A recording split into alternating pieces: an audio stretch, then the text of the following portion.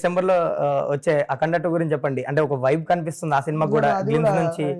ఏం దేనికి తక్కువ ఉండదు, అది కూడా అంతే ఉంటుంది. ఎందుకంటే హ్యూజ్ ఎక్స్పెక్టేషన్స్ ఉంటాయి మీ ముగ్గురు కాంబినేషన్ అంటే. లైక్ అఖండకి స్పీకర్లు కూడా పలగొట్టేశారు మీరు. అంతే అలానే ఉంటుంది. మళ్ళీ ఈసారి కూడా పగలు కూడా అది చెప్పలేము. సినిమా ఎలా అంటే లైక్ ఆ క్వాలిటీతో సౌండ్ ఆర్ఆర్ స్టార్ట్ చేసాం కాబట్టి ఇంటర్వ్యూల వరకు అయింది. సో బిగినింగ్ ఫస్ట్ నుంచి మొత్తం అన్ని చూసుకుంటూ వస్తున్నాము. సో ఒక్కొక్క రీల్గా ఫినిష్ చేసి ఇంకా పోస్ట్ ప్రొడక్షన్ ఎర్లీగా ఫినిష్ చేసుకుని చాలా పాన్ ఇండియన్ లెవెల్లో ఆ సినిమాని ప్రమోట్ చేద్దామని ప్లాన్ చేసేసాము. సో ఈసారి హిందీలో కూడా గట్టిగా చేస్తాం అఖండ 2. లైక్ ఆయన చూస్తే ఇప్పుడు టీజర్ చూస్తుంటే ఒక వైబ్ ఉంది బాలకృష్ణ గారిని. సో వర్క్ చేసేటప్పుడు ఆయన గెటప్ కానీ ఆయన పర్ఫార్మెన్స్ గురించి కంటే అంతే. అవునా? ఓకే.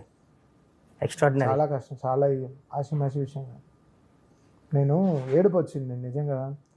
జార్జియా వెళ్ళాను షూటింగ్కి. ఇక్కడ ఐస్ బాగాలేదని చెప్పి అక్కడికి వెళ్ళారు. అక్కడ -14 జార్జియాలో. నేను ఇలాంటివి జర్కిని, మంకీ క్యాప్ ఇవన్నీ వేసుకెళ్ళాను.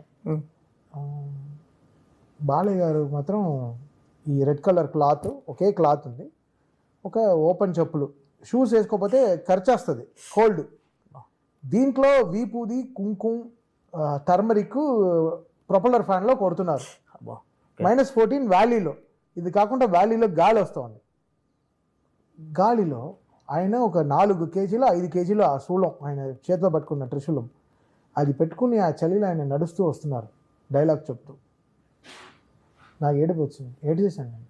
నా కంటిన్యూర్ తొడిచారు ఆయన. చాలా ఎమోషనల్ మూమెంట్ అది. సో వాళ్ళు పడిన కష్టాన్ని మనం ఒక ఏసీ రూమ్లో కూర్చుని మనం ఎలా పనిచేయాలి చూపిస్తాను ఏంటో, అంతే. అంతే.